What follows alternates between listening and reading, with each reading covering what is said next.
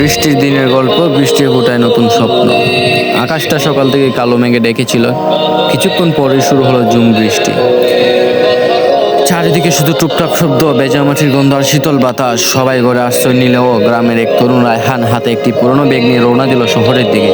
আজ ছিল তার চাকরির ইন্টারভিউ। বাড়ি থেকে বের হওয়ার সময় মা বলেছেন, বাবা আজ এত বৃষ্টি, না গেলে হয় না। রায়হান মুচকি এসে বলেছিল, মা, জীবনের সুযোগ বারবার আসে না। বৃষ্টির জন্য যদি থেমে যায় তাহলে স্বপ্ন একদিন থেমে যাবে। রাস্তা কাদা, জুতা ভিজে গেছে, জামা বৃষ্টিতে একাকার। বাস আসতে দেরি হচ্ছে। অনেকে বলেছে আজ যাওয়ার দরকার নেই, কিন্তু রায়হান জানতো সফল মানুষরা অজুহাত খুঁজে না, তারা পথ খুঁজে নেয়। অনেক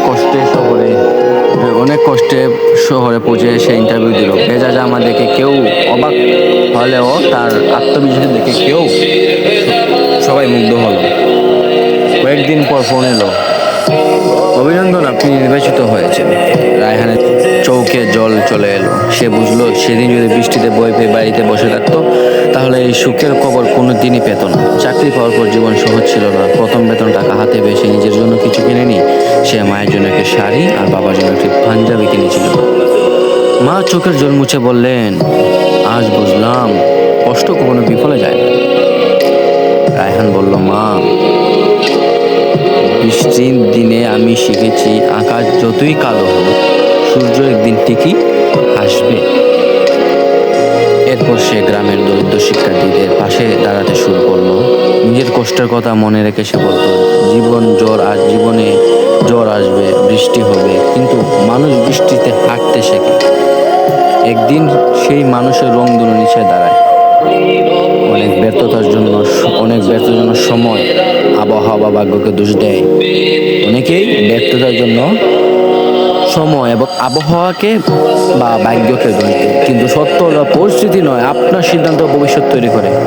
মনে রাখবেন, বৃষ্টি যেমন মাটিকে উর্বর করে, তেমনি জীবনের কষ্ট মানুষকে শক্তিশালী করে। অন্ধকার রাতে পরিভোর আসে।